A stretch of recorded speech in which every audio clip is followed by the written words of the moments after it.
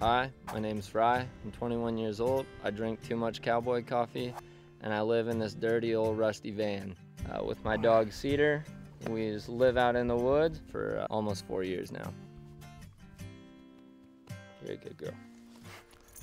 I grew up in Indiana, and Instagram was becoming kind of a thing, and so I was like seeing photos of the West, like places that I had never seen before. I left Indiana 2 hours after I graduated high school. Went straight to Grand Teton National Park.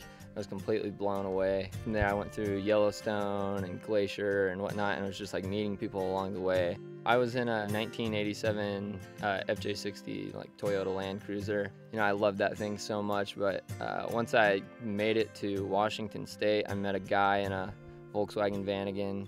He just looked so inherently comfortable in that, and I'm like, rainy day, like smashing my head on the roof. I was just like, well, that's the move, and that was like a month after I moved out. I started looking around and found a van that I liked. I got my first loan for this van. I'm like halfway to Idaho, and the guy texts me and he's like, sold it.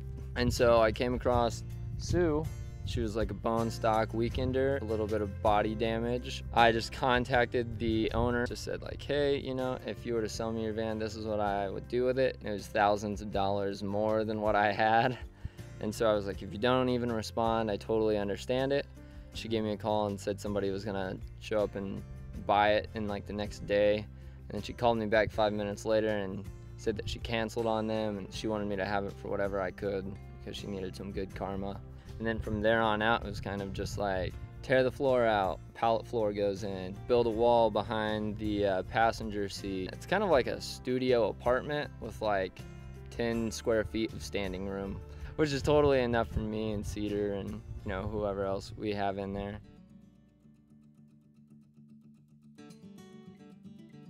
Welcome to my cabin, 1986 Volkswagen Vanagon, christened Sue. 1/8" steel plate bumpers. I love these things so much because they just allow me to kind of like bull bar over things. The original motor, it's just rebuilt. Many cars have passed me and many more to come. It was really important to me to have super solid tires. So I have the stock 14s with general grabbers. They're super amazing, allow me to go to a lot of different places. Literally like nothing stops me. I have all upgraded suspension, 2-inch lift along with some better shocks. Come on to the back.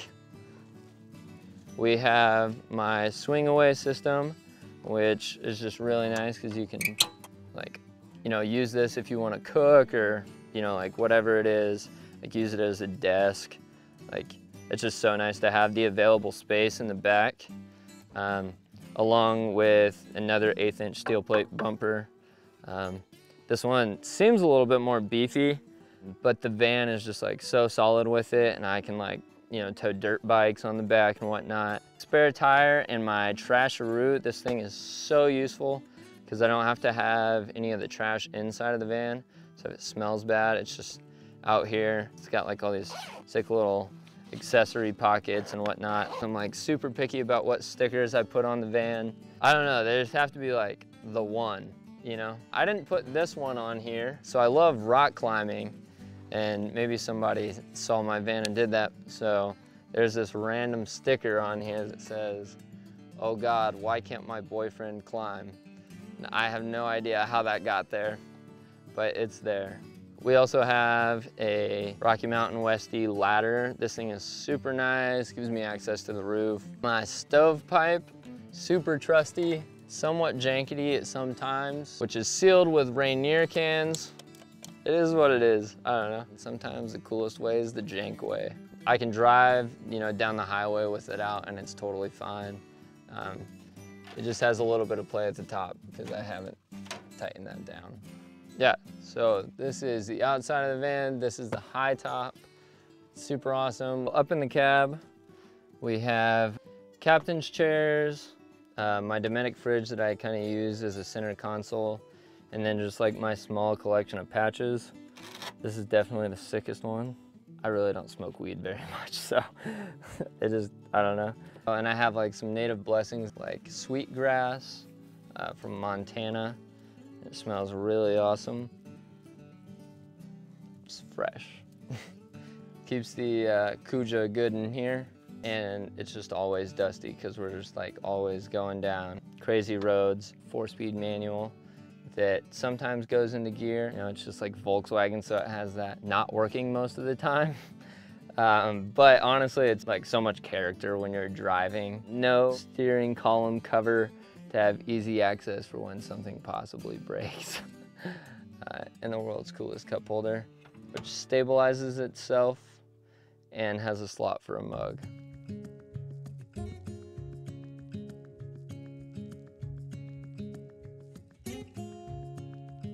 This is the interior of my cabin.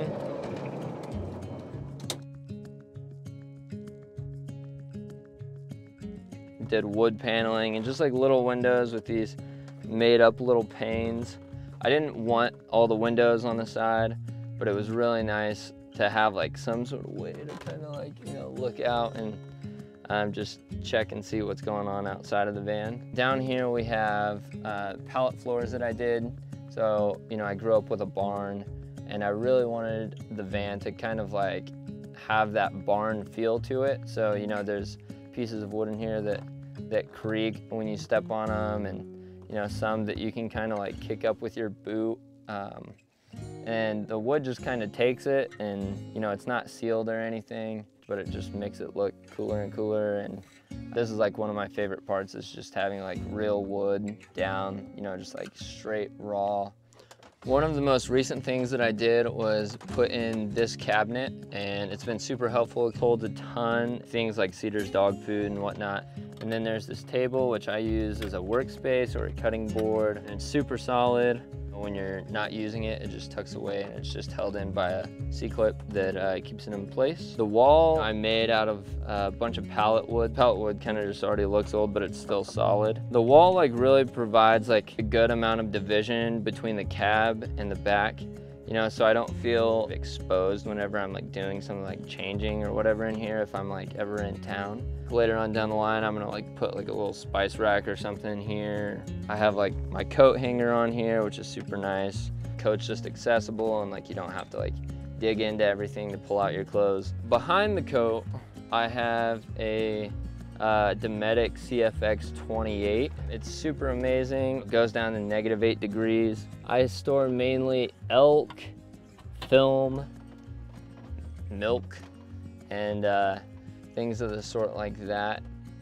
This is my little wood stove, made out of England. It's super solid. Cast iron, like that was super important to me, that I could throw things on top of it, like make toast, and I cut these little specific pieces of wood for it with my chainsaw, and they just fit in perfectly. Used to have a much larger one that took up like this whole cabinet space and this. It would just like burn you out of here. And so this thing is like definitely like the middleman, where it's like, you know, I have storage underneath and it still gets really hot in here and I can still cook on it. And it still burns for a decent amount of time. Running water, which I have 5 gallons, and you know, it's just connected to a switch. You just pull the tank out to fill it up. There's no gray water tank, it just goes right out the bottom.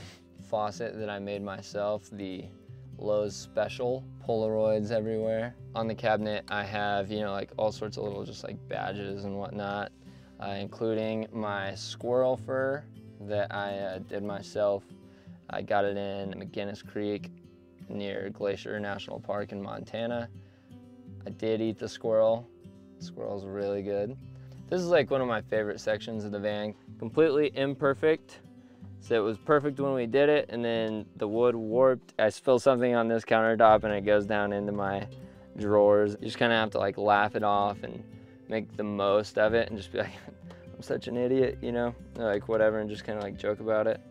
We have my fly tying kit and my little radio and like whatnot, my mug holder, which is actually like the first set of antlers I had in the van and whatnot. Like a necklace that my grandpa made for me. I have a lot of cameras in the van. My Mamiya RB67, which I got for $5, and it was completely rusted out. And I spent 45 hours getting it back to working condition. And it's still a little jank, but it works completely fine. Like, such a solid, beefy camera. So I do have 160 watts of solar, and it totally changes the van, you know, anytime that I need power. If it's not already connected to the battery, just flip the switch, and I have a 1,000 watt pure scene inverter and just like a 20 amp charge controller. And there's 100 amp hours of AGM battery underneath of here. And everything works together super well, and my panel's really high efficiency. This is my bed. This folds down into a couch, and Cedar is chilling in the back portion of the bed, which she notably is always destroying and making a nest in. But it's super comfortable. I have memory foam down, and we have quilts and like old wool rich blankets that keep us super toasty at night. Keep my guitar back here because I love writing songs and just like sharing music with people. Also play the harmonica a little bit, you know, a little bad to the bone.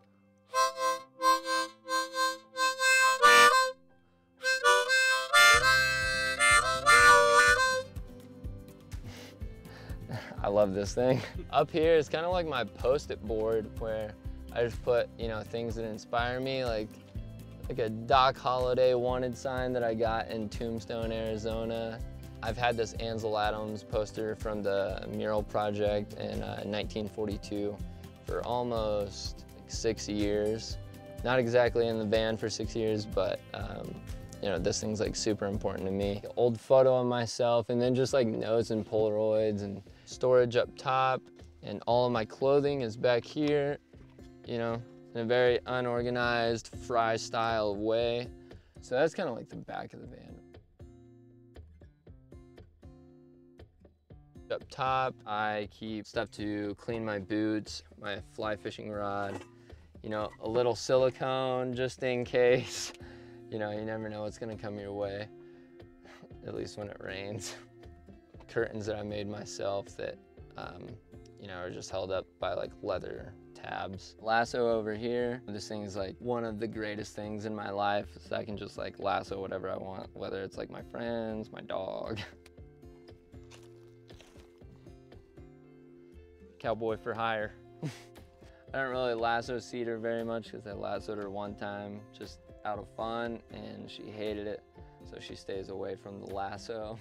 Blacktail deer antler that I was gifted, along with just like, you know, old cans that I found and put plants into them and just kind of like give them life.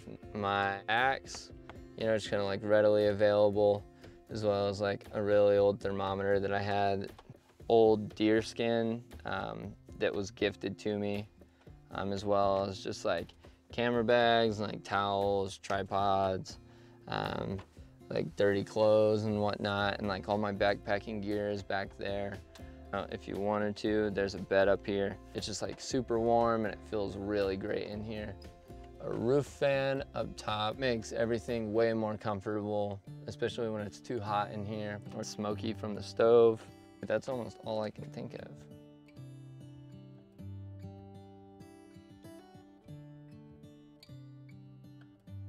Living in the van has really changed my abilities to be a handyman because things are constantly breaking. It kind of boosts my confidence in terms of like just being able to like take on and tackle things and like improvising. Improvising is like essentially my favorite thing that I get to do living in the van. I think that's like what makes like really good mechanics, is like just being able to work with what you got. Like, I got a paper clip, a piece of string, and a potato chip. Like, what can I do with it?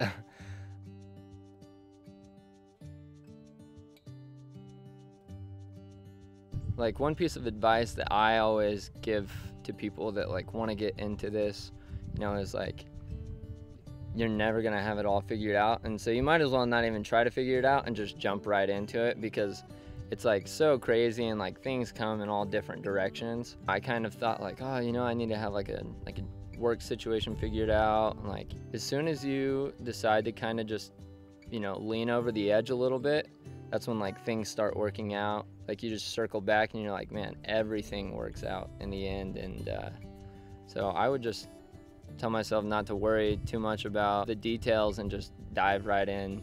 You got to put it all on the line to catch the big fish.